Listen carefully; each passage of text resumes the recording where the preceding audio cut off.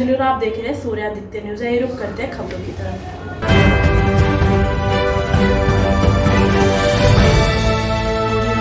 गाजियाबाद के मोदी नगर में राष्ट्रीय सुरक्षा दिवस के अंतर्गत एलपीजी सुरक्षा कैंप संजयपुरी बुदाना गांव में स्थित सामुदायिक स्वास्थ्य केंद्र में आयोजित किया गया।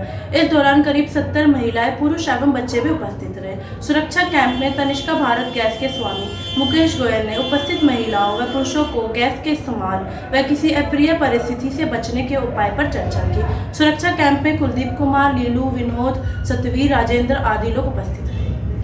तो गंद आने के केस में रेगुलेटर को बंद कर दें, और अगर आपकी किचन में कोई लाइट जल रही है उसे ना ऑन करें ना ऑफ करें।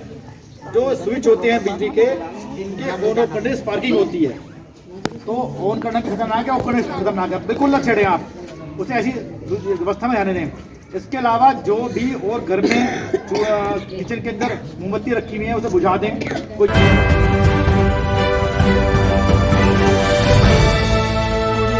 गाजियाबाद के मोदीनगर सांसद डॉक्टर सत्यपाल सिंह व मोदीनगर विधायक डॉक्टर मंजू सिवाच ने लखनऊ में मुख्यमंत्री के साथ आयोजित हुई पश्चिम क्षेत्र की जनप्रतिनिधियों की बैठक में हिस्सा लिया।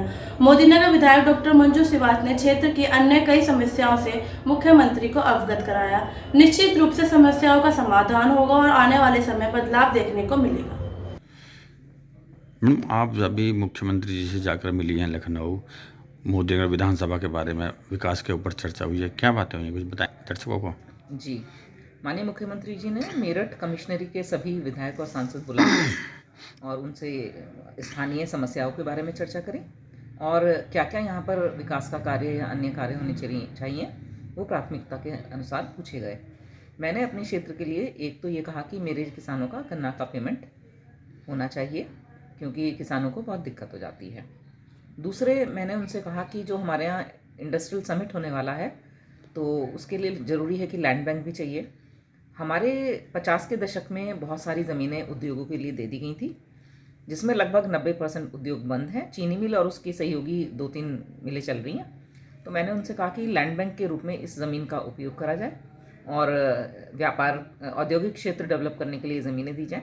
साथ ही साथ मेरठ डासना रोड के साथ जो ईसापुर क्षेत्र है उसमें काफ़ी प्राइवेट हमारे इंडस्ट्रियलिस्ट फैक्ट्री लगा रहे हैं, तो इसको एक इंडस्ट्रियल एरिया घोषित करा जाए, सड़कें वहाँ पर चौड़ी कर दी जाए, तो निश्चित ही हमारे जो बाहर से व्यापारी आएंगे वो ज़मीनें और तेज़ी से खरीदेंगे और उद्योग लगाएंगे।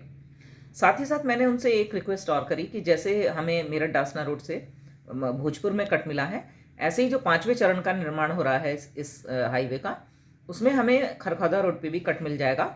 तो हमारे जो हैवी व्हीकल्स हैं, जैसे कि रोरी की तरफ से जो यार्ड्स हैं, मोदिनपुर की तरफ से वहाँ से जो भरे हुए ट्रक आते हैं, या हमारे और भी जो यहाँ से व्यापारिक दृष्टि से ट्रक्स वगैरह जाते हैं, तो वो उस पर चले जाएंगे और सीधे मेरठ के बाहर निकल जाएंगे और भविष्य में ये जो है गंगा एक्सप्रेसवे से भी ज्वाइन हो जाएगा।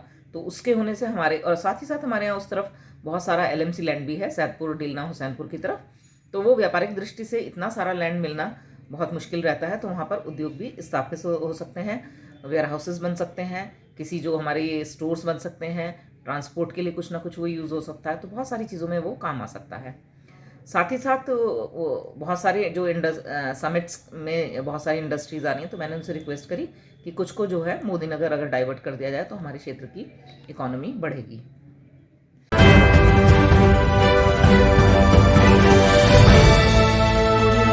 आज के लिए खबरों में बस इतना ही। कल फिर होगी आपसे मुलाकात। हमारे चैनल को लाइक, शेयर और सब्सक्राइब करें। नमस्कार।